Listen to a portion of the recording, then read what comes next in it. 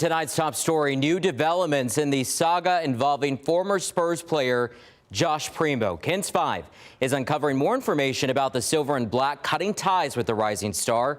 Tonight, a high-profile attorney is representing a psychologist. She is expected to accuse the athlete of sexual misconduct. And it's good to be with you on this Monday night. I'm Henry Ramos in for Isis Romero. You know, the accuser worked with the Spurs organization. Her attorney says that she's one of many people who will soon speak out about Primo. KENS 5 reporter Matt Houston starts our team coverage tonight. The Spurs expected Josh Primo to be the new face of their franchise.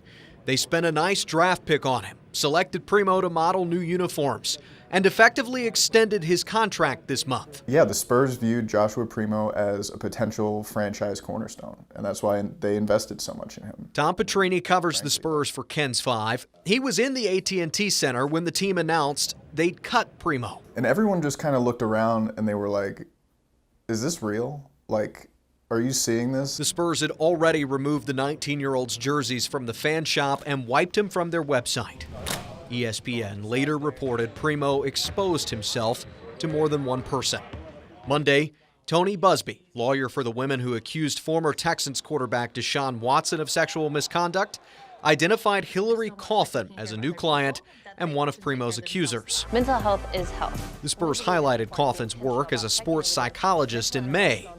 Busbee's firm says she'll appear at a news conference Thursday. They say they'll discuss Cauthen's allegations, the events that led to Primo's release, and their interactions with members of the Spurs organization. It's still not clear what franchise executives knew and when. All right, let's keep the conversation going. We've got Matt Houston, sports anchor Nate Ryan here. Matt, let's start with you. So today we understand that Primo cleared waivers. Explain to us what this means. Yeah, so there were 9 teams that could have signed Josh Primo by absorbing his Spurs contract. Take it off San Antonio's books, put it on theirs.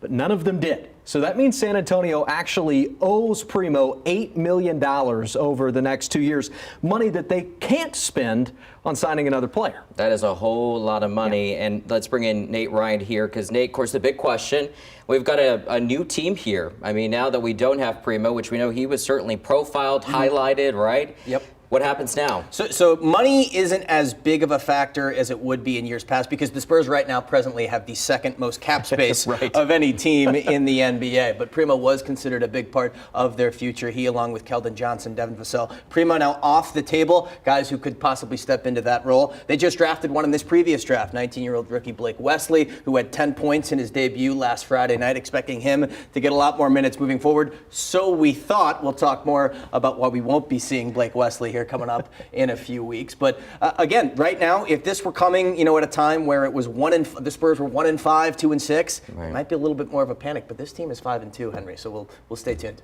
All right, sounds good. Matt Houston, Nate Ryan, we'll see you in just a bit. We appreciate you. Of course, there's a lot more to come on this story. We have a lot posted right now at KENS5.com.